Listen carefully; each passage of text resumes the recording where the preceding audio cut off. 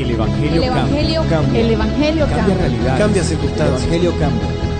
Cambia las vidas. Para bien. Y para siempre. Para siempre. El Evangelio cambia la tristeza. y la convierte en gozo. Cambia las Las familias. comunidades. Está cambiando nuestra El nación. Evangelio Está cambia. cambiando nuestra nación. El Evangelio cambia.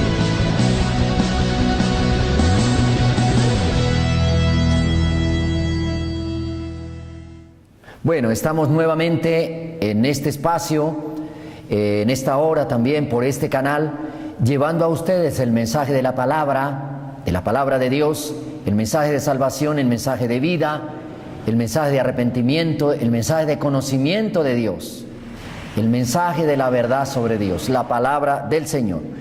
Tengo en tema y sería también como esgrimirlo a partir de un interrogante, querido televidente. Le doy la bienvenida. Gracias por acompañarnos. ¿Cuál es la iglesia verdadera a la luz de la Biblia? O sea, yo creo que casi todo el mundo. Yo me hice esa pregunta alguna vez. Multitud de veces me hice esa pregunta. Señor, ¿cuál es tu iglesia verdadera?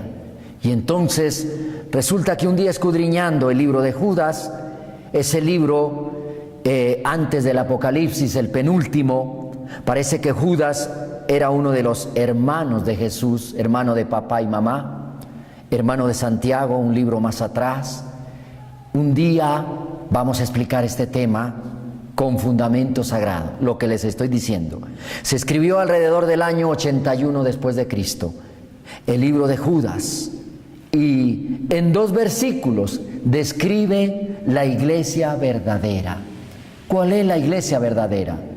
La que fundó Cristo, la que después se modernizó, la que después se actualizó, la que va a la par con costumbres que Dios no aprueba, o la iglesia verdadera en realidad es la que fundó Cristo, como la fundó Cristo, la que siguieron los apóstoles, la iglesia apostólica, por eso se llama iglesia apostólica, porque los apóstoles siguieron los mandatos del Señor, porque llevan un orden apostólico que enseñó Cristo en 3 años y más, cuando Él estuvo aquí en la tierra. Cristo es Dios hecho humano, así que no hay discusión a eso.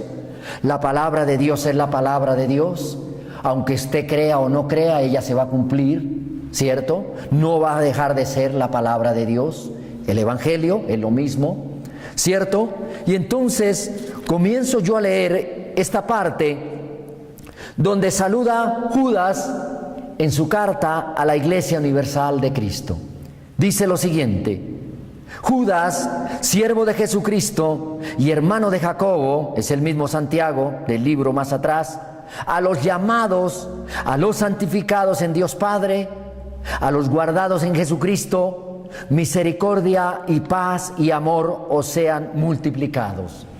Que este mensaje, querido televidente, llegue a su corazón en revelación como llegó al mío. Le voy a explicar a la luz de la palabra y en pocas palabras también, valga la redundancia, cuál es la iglesia verdadera según la Biblia, según la palabra de Dios.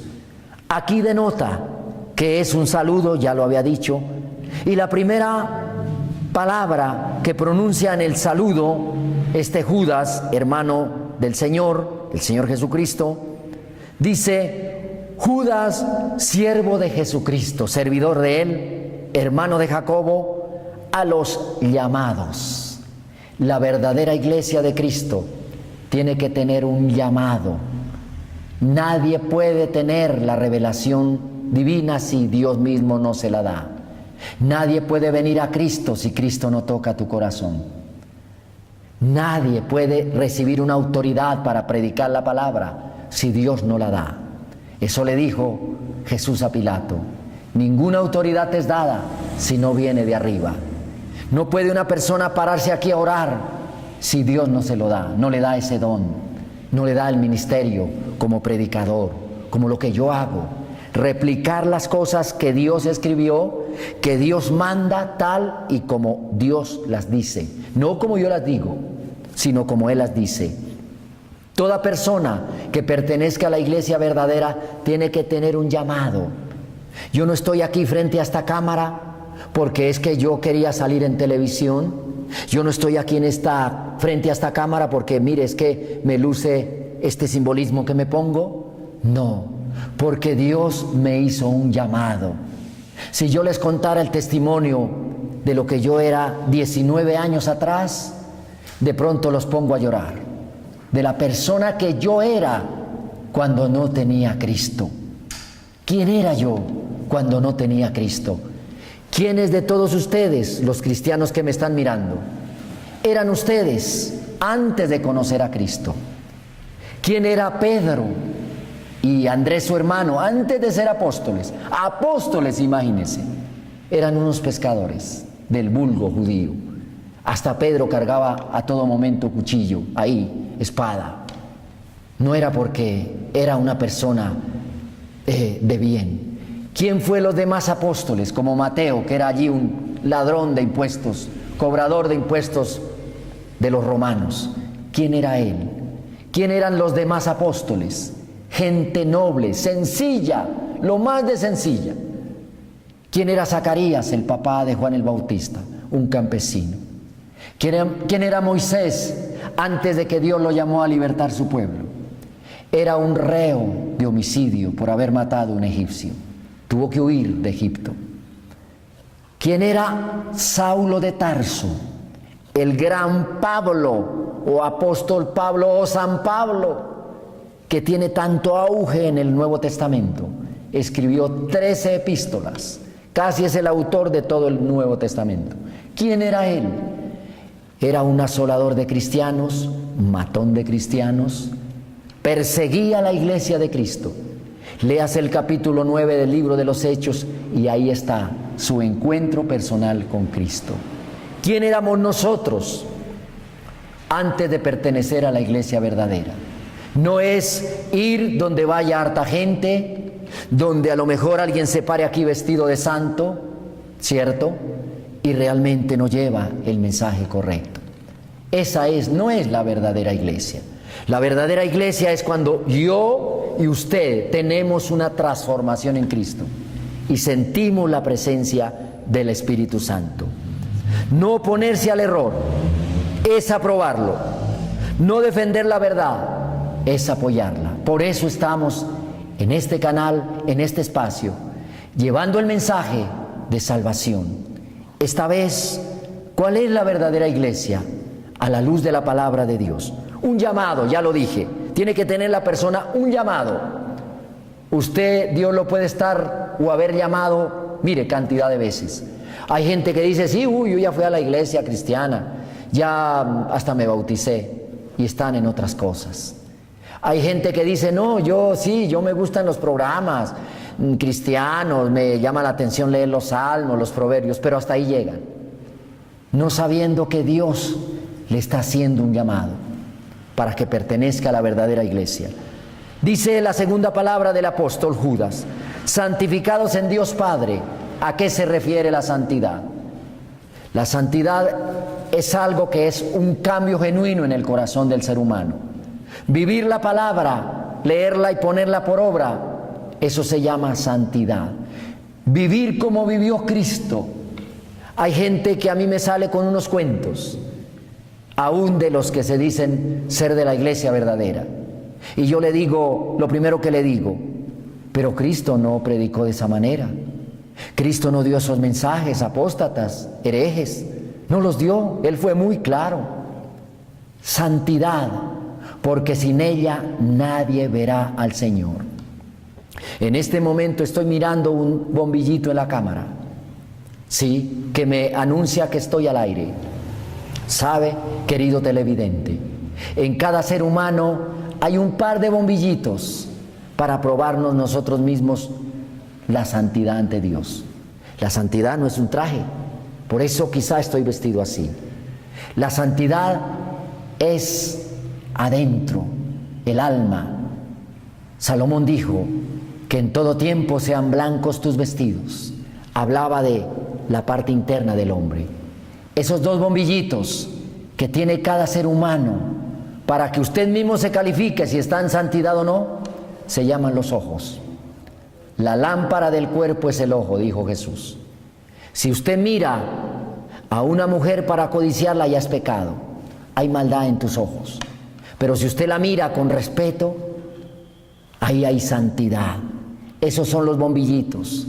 Jesús dijo, si tu ojo derecho te es ocasión de caer, sácalo de ti y échalo de ti.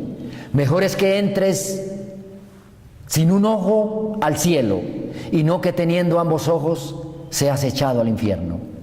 Jesús dijo, si tu mano derecha te es ocasión de caer, córtala.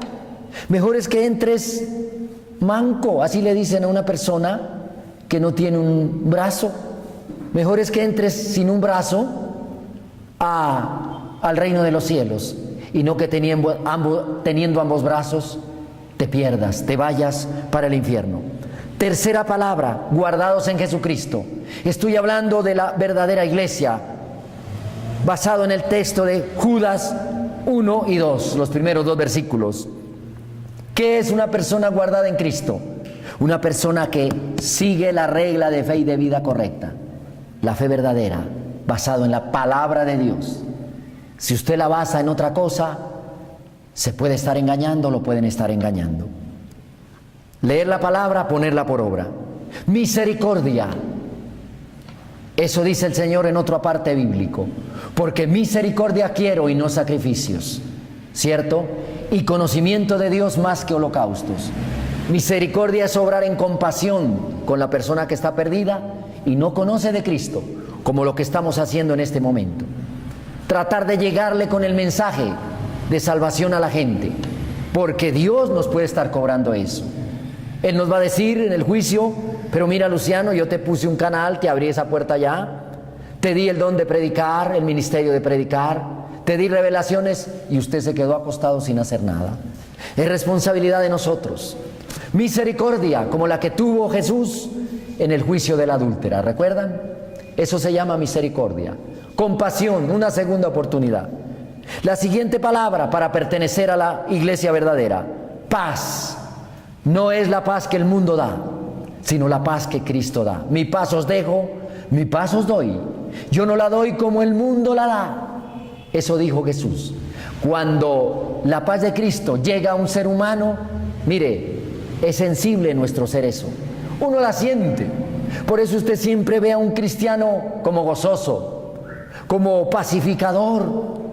Yo voy a dar conferencias en lugares y a mí la gente quiere que yo les siga la charla, porque, no sé, hay paz, hay gracia. Cuando uno entra a un lugar, un cristiano, la gente no sabe la connotación, el alcance que tiene eso, porque uno va orando, uno va atando, uno va bendiciendo a la gente sin que la gente se dé cuenta. Y por eso a la gente le agrada estarse con uno. La gente a veces dice, venga a mi negocio, porque es que yo no sé qué tiene usted, pero el día que usted viene me va bien. Ahí está la verdadera paz, la que cae del cielo, no la que el hombre negocia acá. Esa es otra. Eso puede ser un simple acuerdo, pero la paz comienza desde adentro y se refleja afuera. ¿Sabe, querido televidente? Mi mundo interior se refleja en lo que yo soy afuera, en lo que yo hago, en mis actos. Yo a veces, cuando la gente me habla de religiones, de doctrinas, le digo, mira, yo creo más a los hechos, a la conducta de la gente. Por ahí califico a qué doctrina pertenece. Con eso no más. Una persona cuando tiene el Espíritu Santo no tiene que ser grosera, no tiene que ser altanera, vulgar, contestona, envidiosa, de todos sus sinónimos que hay, de maldad, que son el reflejo de lo que hay en el corazón, se reflejan en la boca. Y el siguiente es el vínculo mayor, para conocer si estoy en la iglesia verdadera. Amor es el vínculo perfecto, es un fruto del Espíritu Santo, el amor, y también es un don. Sin amor nada soy, dice la palabra. Puede que yo entregue mi cuerpo para ser quemado, pero si tengo amor, si no tengo amor, nada soy. Puede que yo tenga profecía, puede que yo entregue mi cuerpo en sacrificio, le estoy replicando lo que dice la Biblia, pero si no tengo amor, nada soy. ¿Sabe una cosa? El fundamento de la salvación la basó Dios en el amor a la humanidad. De tal manera amó Dios al mundo, que dio a su Hijo unigénito, para todo aquel que en Él cree no se pierda, sino que tenga la vida eterna. Por amor, Cristo fue a la cruz en lugar de nosotros. Por amor vivimos y nos movemos. Por amor Dios nos regala su aire para vivir, ¿cierto? Sin eso nada somos. Por favor, se lo resumo y le cierro con ello. La iglesia verdadera, tengo que yo tener un llamado, tengo que yo ser santificado en Dios Padre a través de Jesucristo, guardado en Jesucristo, en su palabra, cumplirla, ¿cierto? Ponerla por obra, crecer en la vida cristiana, tener misericordia, lo que tuvo el Señor con el mundo, con la humanidad, tener la paz de Cristo, ¿cierto? Y tener el amor verdadero, y estos que sean multiplicados, dice. Con eso le cierro, ¿cierto? Cuando en una iglesia no se habla de amor, salga corriendo de ahí, porque entonces ¿de qué se habla? Si Dios es la misma esencia del amor. Padre, en esta hora bendigo a cada televidente, Señor, que al comenzar esta jornada ellos hayan aprendido algo. Yo aprendo de los programas, Señor. Tu bendición sea sobre cada oyente, sobre cada persona que presta atención para oír el mensaje, Señor de los cielos. Atamos todo lo opuesto a tu palabra, todo lo que se opone, miente y engaña, Señor, de lo que no es una iglesia verdadera. Señor, tú lo mostraste, la fundaste, Señor, la cumpliste también, los mandatos, Señor. Todo lo que estaba escrito, Señor, se cumplió en ti, Padre, Dios eterno, la palabra tuya. Señor, y que sintamos, tengamos la seguridad de pertenecer a esa iglesia verdadera, la iglesia que fundó Cristo. Dios les bendiga, hemos orado en el nombre de Jesús. Amén. El Evangelio cambia. El Evangelio Cambia realidades. Cambia circunstancias. El Evangelio cambia. cambia las vidas. Para bien. Y para siempre. Para siempre. El Evangelio cambia la tristeza. Y la convierte en gozo. Cambia las familias. Las comunidades. Está cambiando nuestra nación. El Evangelio Está cambia. cambiando nuestra nación. El Evangelio cambia.